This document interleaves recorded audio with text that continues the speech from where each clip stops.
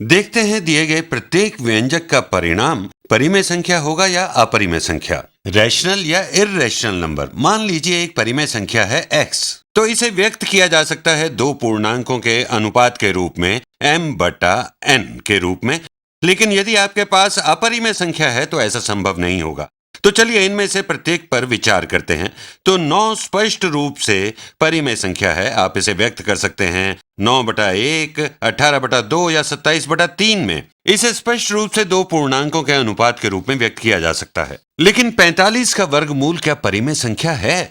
इस बारे में सोचिए। वर्गमूल 45 का समान होगा वर्गमूल 9 गुणा 5 के, जो कि समान होगा 9 के वर्गमूल गुणा 5 के वर्गमूल के।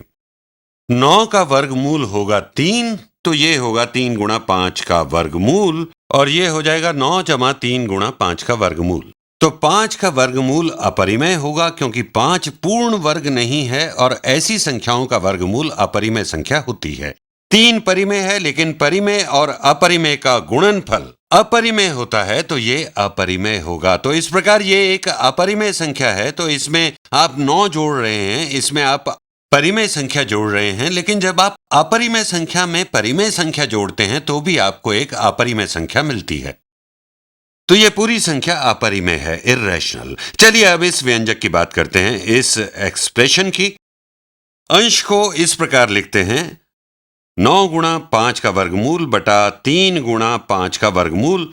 ये समान होगा 9 के वर्गमूल गुणा 5 के वर्गमूल बटा 3 गुणा 5 के वर्गमूल के, जो समान होगा 3 गुणा 5 के वर्गमूल का बटा 3 गुणा 5 का वर्गमूल। ये बराबर होगा 1 के, या इसे लिख सकते हैं 1/1। और एक स्पष्ट रूप से ये परिमेय संख्या है, इसे आप 1/1, 2/2, 3/3 लिख सकते हैं, या किसी भी पूर्णांक बटा पूर्णांक के रूप में लिख सकते हैं। तो ये परिमेय होगा, रैशनल। तो अब इस अंतिम व्यंजक पर विचार करते हैं 3 गुणा 9 के वर्गमूल का। तो वर्गमूल क्या होगा 9 का? ये होगा 3। तो 3 गुणा 3 बराबर होगा 9 के। तो यहां हमने स्पष्ट किया है कि 9 को व्यक्त किया जा सकता है दो पूर्णांकों के अनुपात के रूप में 9/1, 27/3, 45/5। ये सभी विभिन्न प्रकार से 9 को व्यक्त करते हैं।